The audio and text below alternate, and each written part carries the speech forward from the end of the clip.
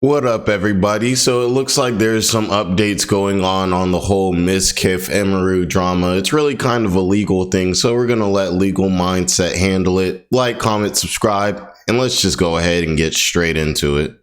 So no one.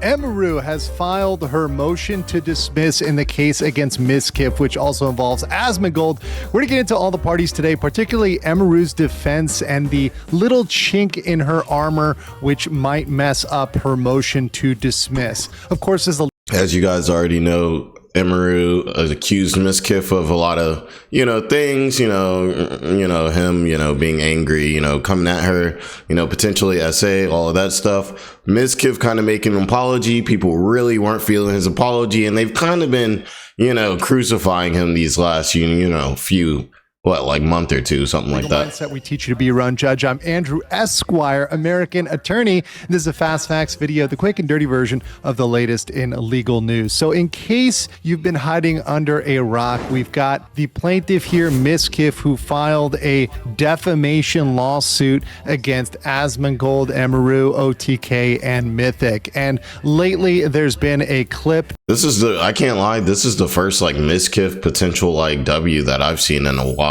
He's really been the internet punching bag for the past little minute. I can't lie. Trending around of him in a bit of an emotional state. And she waits 4.5 months to stall this out so no one cares anymore. And her response is that, are you kidding me? And no one cares. No one cares. No one wants to listen.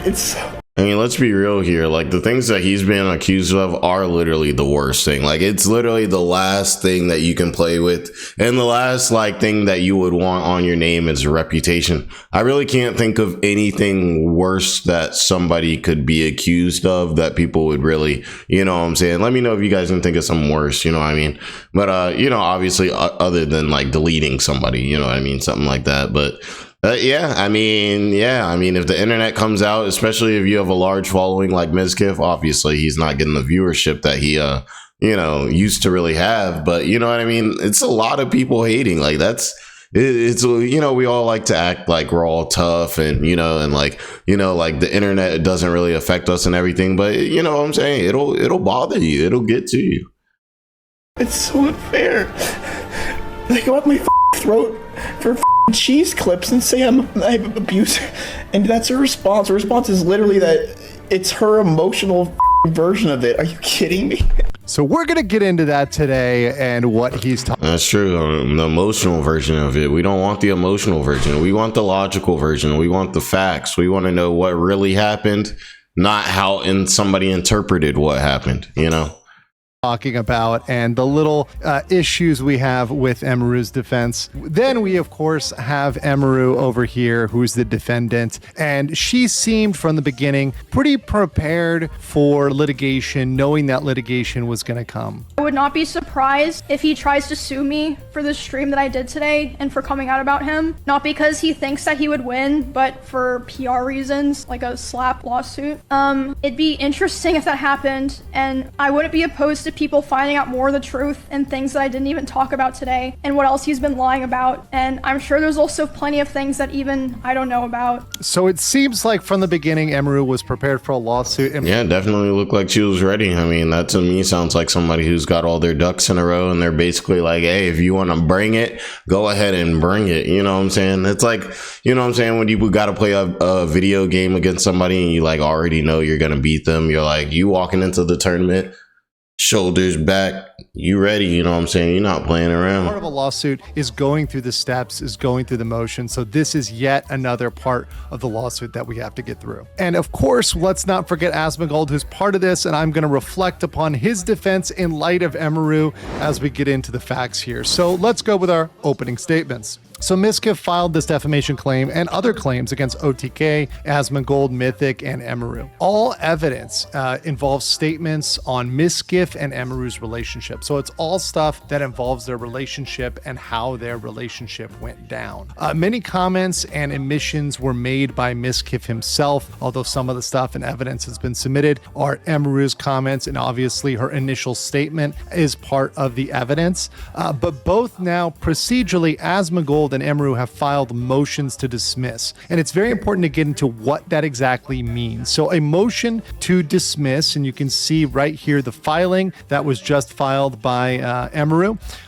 That is under the federal I saw rules. like OTK Media was in there. They like suing OTK as like a company too as well. Because Mizkif perhaps wisely got this in a federal court to avoid some procedural Texas law, which would make his claim even more difficult, almost impossible. You've got the federal rule 12b6 for failure to state a claim. This is a pre-trial motion, so it's before you get all witnesses called, it's before depositions, it's before a lot of the discovery of the actual case itself. Okay. It only examines the legal sufficiency of the plaintiff Mizkif's claims. The one thing is, when you're looking at this and looking at a motion to dismiss, you do have to interpret all facts in favor of Mizkif. Now, of course, he has to specifically state those facts. Those have to be things that are backed up by evidence, by certain amount of evidence.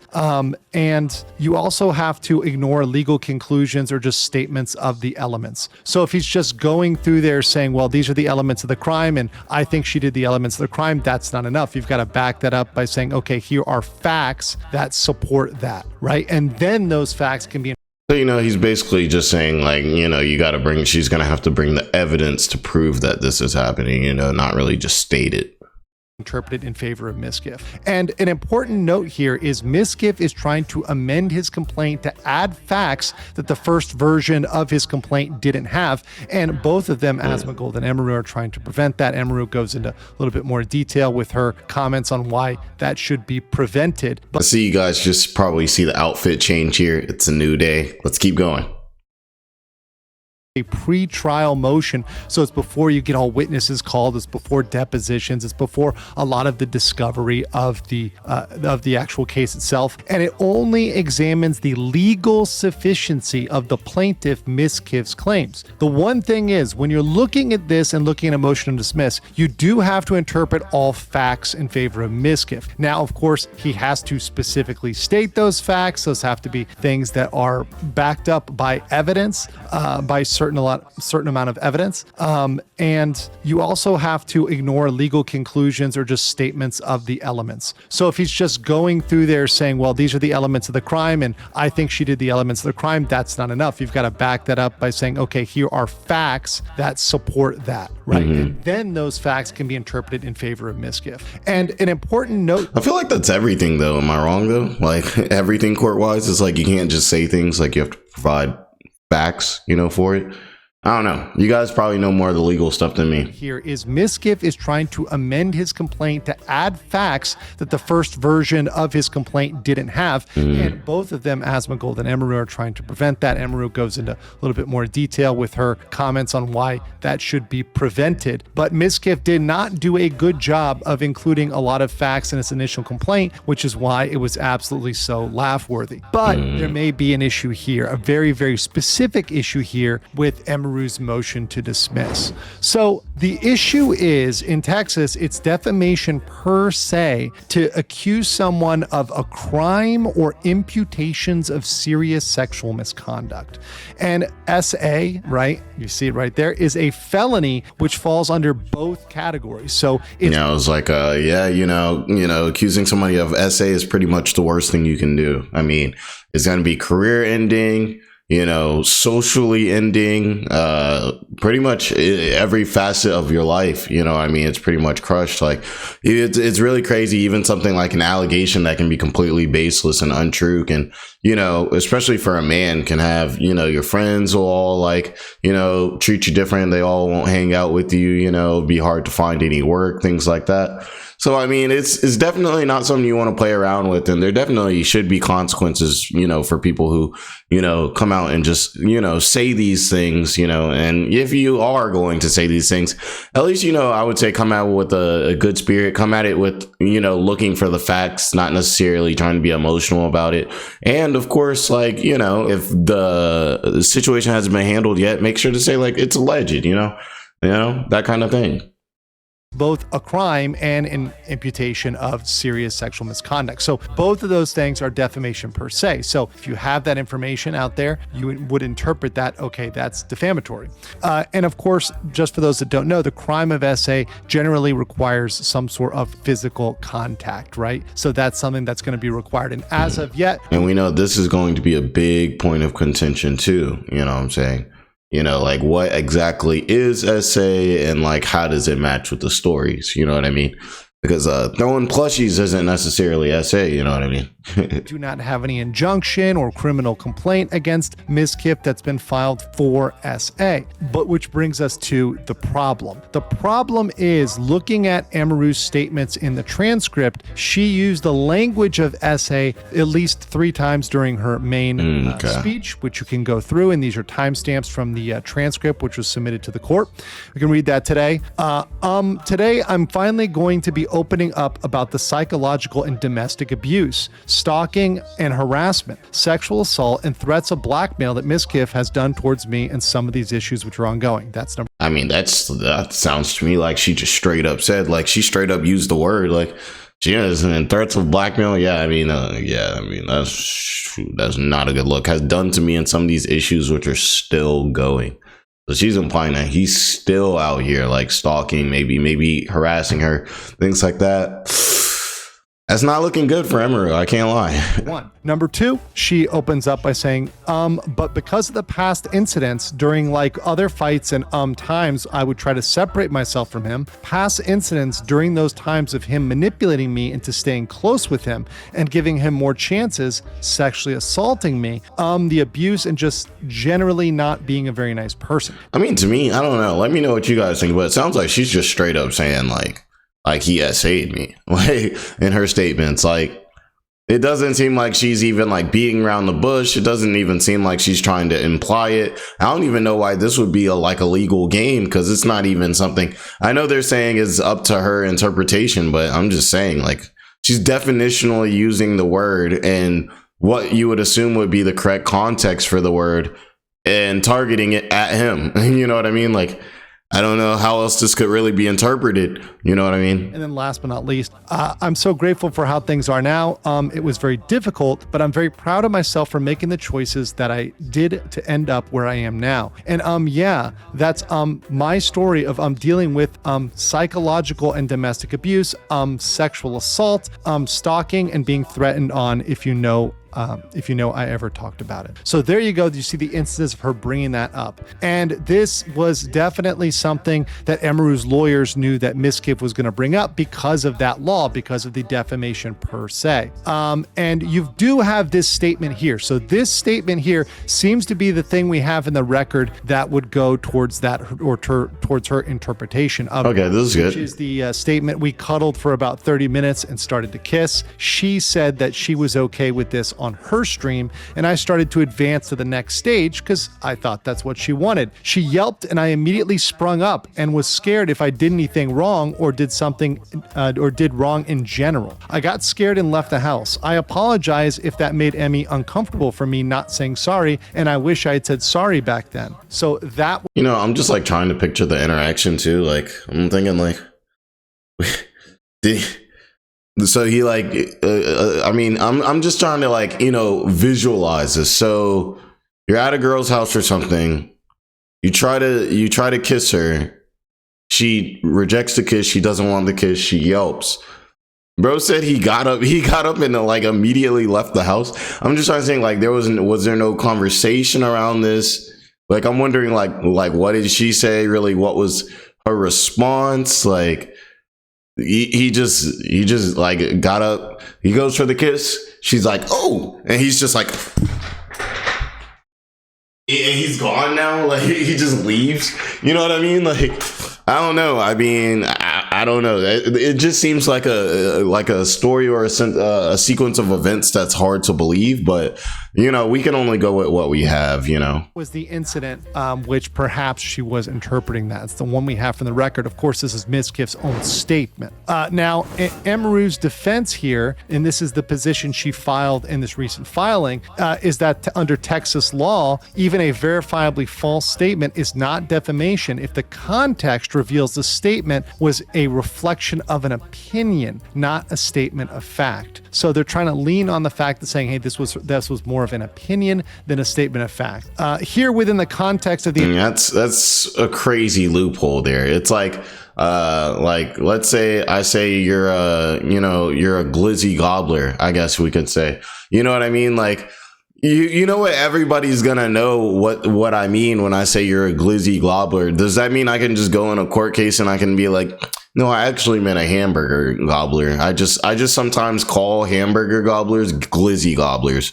Like, I mean, that's such a loophole, you know what I mean? Like, but hey, the court system's the way it is for a reason, I guess, right? 90-minute live stream. It is. Let me know what you guys think about this. Was telling her own emotional truth, explaining how their relationship came to an end and the struggles Emiru endured during their relationship. The live stream was spontaneous, unedited, unscripted, and underscoring that Emiru was not delivering a rehearsed narrative, but instead was speaking openly and vulnerably in the moment. Her truth as she experienced it. Like the daughter in Benson, a Texas case that they cite, Emiru's allegedly defamatory statements were either non-actionable elements of opinion or mere opinions masquerading as fact. And then they go on to point out, because they know this is coming, that Mizkif will focus on Emiru's use of the term SA, which I'm going to stop there and just say very clearly, if she had not used that term, we wouldn't even be here today. This wouldn't be an argument. There would be a full, strong case for that motion to... I mean, that's true, really. It's the SA allegations that really got them. Those are the ones that people are really concerned about. Just those, obviously, the stuff with the plushie and everything like that, that's just like a little funny, you know what I mean?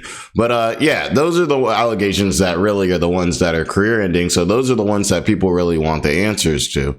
I mean, on both sides, obviously, people really give Mizkif a hard time. He's really been coming after like Tectone, essentially doing the same thing to Tectone that he's mad that, people are doing to him. A lot of people say he deserves it for that reason, everything like that. For me, it's like, let's just get down to the facts. Did he do these things that Emiru accused him of? And if Emiru really is over here talking like that and he really didn't do anything like that, I think that's pretty messed up. I definitely think she should have to deal with some consequences for that, for sure.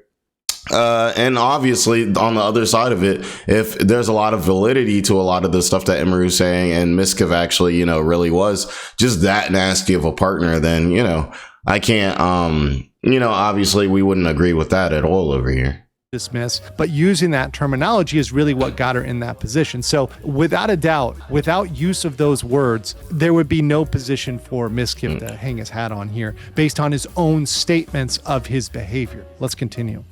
And argue that Emiru's statements are necessarily defamatory because they include the same term. However, in comparison to Benson, once again, a Texas case they're relying on, Emiru described in detail the exact nature of his assault against her. Bizarrely, this one sentence that Mizkif actually quotes in the first amended complaint he started kissing me in my face and I let him do it, and then suddenly he tried to climb on top of me and aggressively shoved his hand down my pants, and I screamed, and when I screamed, he jumped off me like a cat. Taking the whole context of the statement into account, as the court is required to do, it's very different than the stepfather in Benson. Emiru describes exactly what happened to her, and although she defines it as SA, a reasonable viewer would unquestionably understand that that term is her own description of what happened to her. Y'all really think that though? I don't know. In this social media space, like, they can get you for anything. Like, I mean, people go with what they say. I don't know. I think I'm kind of split. I think half of the fans would be like, oh, okay, that was just like, what I'm saying? That was just like a sexual moment that, just didn't go the way it was, the way, it went, he hopped off instantly, what I'm saying? They separated and, they just didn't want to take it that far. A lot of other people are going to be like, hey, well, he was kissing her and he touched her essentially. Maybe without asking. Maybe they say, hey, if you're going to move from transitioning into the kiss to, you know what I'm saying, getting a little handsy. Maybe they're saying you need different forms of consent for that. Like, hey, like, can I touch your pinky? Can I touch your elbow? Can I touch your ear? You know what I mean? Like, so I don't know, but I can say that we've all seen the public perception on Mizkif for the last month. We've been able to see the future. The public's been calling him, you know what I'm saying, pretty awful stuff. So I think we already kind of know a little bit of what the public perception and how the public kind of perceived it. And it seemed like they perceived it for what the actual term SA means. The viewer is not left to guess as to the nature of assault based solely on the term SA, which focused on the fact that daughter did not actually describe the alleged assault. Just like in Benson, Emiru's statements are not actionable as defamation because they show her personal viewpoint, i.e. her own emotional truth, and not purported fact. So that's their position as to that specific thing. And that is a very, very precarious position at the point of a motion to dismiss, where you're getting into, hey, does this meet the legal standard? And when you're taking those presumptions, once again, the presumptions in favor of Mizkif in terms of the factual allegations. Understanding, though, that Mizkif did a poor job in his complaint of including details and spotting out things, and that's what he's probably trying to clean up, him and his lawyer trying to clean up and add to make sure. So Mizkif had the poor apology and the poor complaint. He must have got a new legal team or a new PR team, because how you drop a terrible one,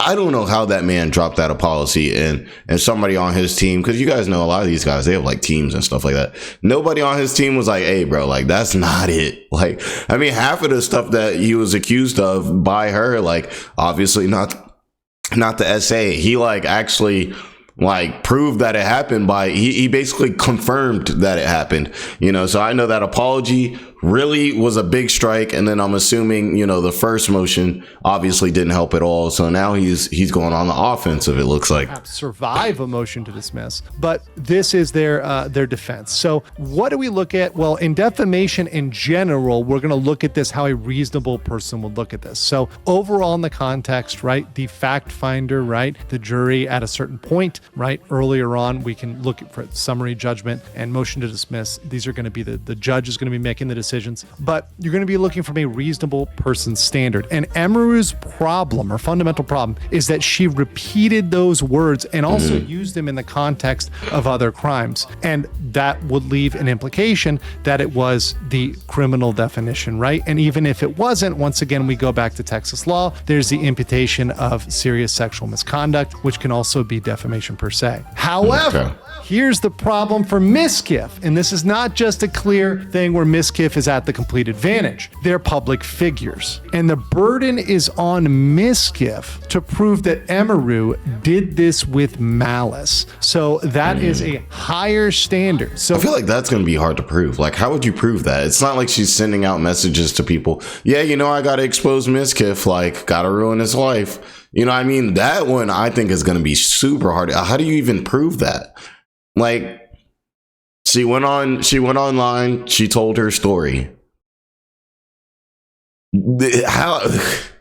Yeah, that's going to be tough to prove. Essentially, Mizkif needs to prove that Emiru knew that this didn't fit the definition of SA and said it anyway. Said, I know he didn't do this. I knew what that was. I said it maliciously. And he's got to prove that by clear and convincing evidence, which is a higher bar at the civil level. Usually it's preponderance of the evidence, which is a lower standard. It's got to meet a clear and convincing standard. That's very difficult for anybody to hit as a public figure and going up to hit that clear and convincing standard. So Mizkif doesn't have an easy ride here. Now, Asmongold. Let's talk about Asmongold real quick. Does any of this change what Asmongold has or his motion to dismiss? No, it does not alter that at all, because Asmongold never used that term in any of his statements. So he doesn't have that same risk of defamation per se. Unlike Emiru, most of his content was a reaction, and mostly he was just going straight up on what I told y'all. Mizkif had that one that it's gonna go down as one of the worst apologies of 2026, like for sure. I mean, the plushies clip is that's gonna haunt him for the rest of his life now.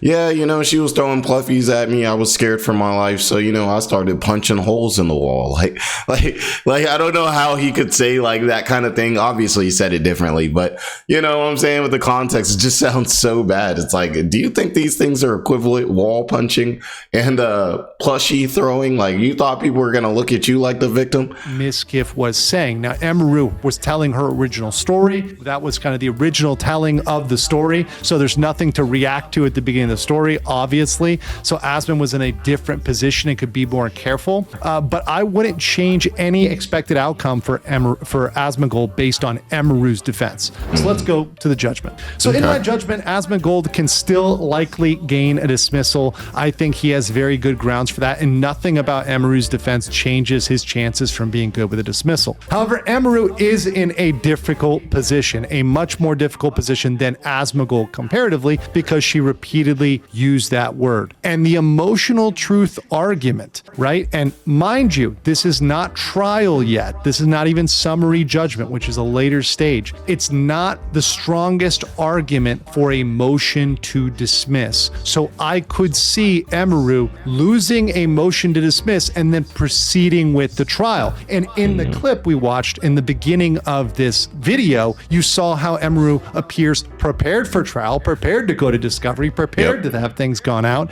because she seems to think and seems to preposition that there's more evidence that's going to make Mizkif look bad that hasn't even come out yet. So that would become... you know what that means? There might be some new Mizkif files coming out when this court case comes.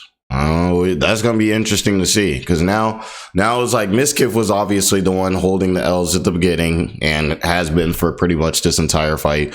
Now it's looking like things are a little bit, you know, more working out in his favor. Some of the public opinion is, you know, I mean, the public pretty much hates Mizkif, but I don't think the public is trying to put these types of allegations on him just because they hate him. I'm sure there's some nasty people out here that would do that. We're not doing that over here. Coming out as part of the discovery process and as part of a potential trial even.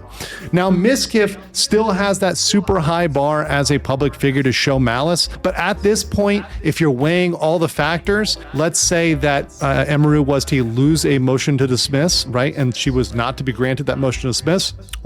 Well, then obviously Emiru and Mizkif have a better chance of settling, right? That would be a point at which, if they both desired to, they could settle, and that would be more successful than Asmongold, who's likely to get out of this on a motion to dismiss. But once again, this case is not set anywhere. This also is set in Texas, which has that pretty high procedural, pretty high bars when it comes to defamation cases, and also the county might not be... Yeah. So let me know what you guys think about this. Are you guys kind of thinking this is more in favor of Emiru right now? Are you guys thinking this is more in favor of Mizkif? Are you thinking Emiru's kind of like screwed up for going and really using that word essay a lot of times, potentially for a situation that she may have not thought it was, you know, essay? Are you guys thinking Mizkif's kind of, you know, in the wrong, and, you know, a lot of the stuff that she said was really just her telling her truth the way that she sees it, and really Mizkif should be deserving, you know, all the, I guess, hate online that, you know, he's receiving right now? I think this was really interesting. I'm still learning the legal stuff. I'm starting to get better at these videos as I do them, so I'll get better at like covering a lot of this stuff, you know, the way I articulate myself and everything like that. But I really appreciate everybody who's popped in, showed love, everything like that. Like, comment, subscribe, and we'll catch you guys on the next video.